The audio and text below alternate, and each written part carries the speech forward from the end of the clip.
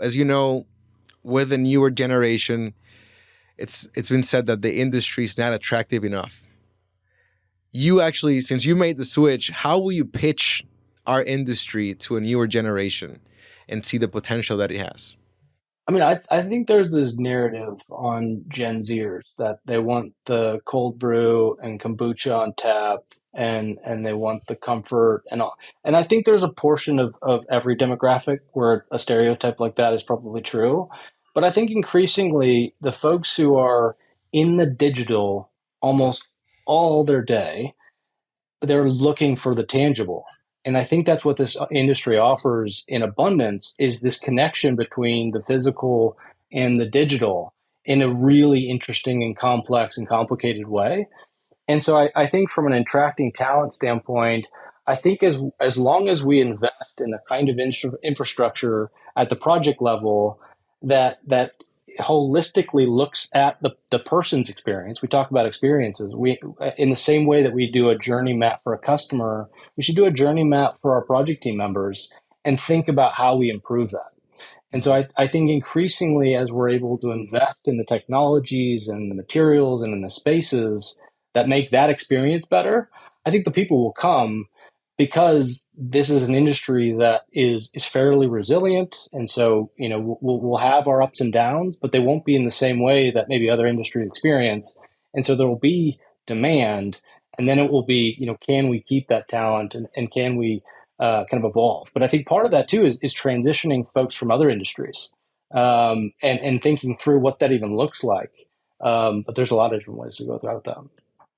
Yeah, I like that pathing and I like your approach. I'll actually even challenge too that Gen Z, I think, is one of the most under thought through generations that we have coming, because to look at a generation, you have to look at what they've experienced and what they've lived through and when they've lived.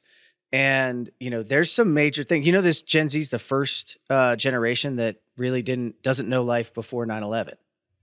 Hmm. Just, they don't. Right. It's a very different frame for them. They have experienced the downturn. They have experienced other things and the growth of technology, et cetera. And we underestimate how resilient I think they are, but also since they've had those experiences, the way in which they act as a job and look at the job market and look at their career paths, it's significantly different than anything we've seen before. And that's relative to that experience. So I think they're actually primed for construction, especially because they care far more about the environment. I mean, if you think about post 9/11 and climate change, it's been dramatic and it's been through their lens as they grow up, and they will force that into the future. Well, heck, that's a great opportunity. Where else can you affect? We are 40% of carbon emissions when you come to the built environment. What a great place to have an impact.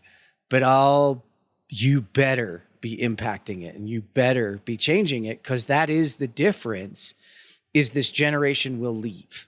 They will leave you and they will go find other places to go that are having an impact. And I think that relatively short cycle they're bringing us is the uniqueness of the future. It is why the built environment's a great place for them. Yeah, I think that's spot on. And I think to your point, I think it is not just about how do we fill our quota of people that we need in the business. It's also to your point, like they can break the paradigms that all of us are in, right? In terms of mentally thinking through some of these problems that you have to come at it from a different angle for us to really make meaningful change at this point.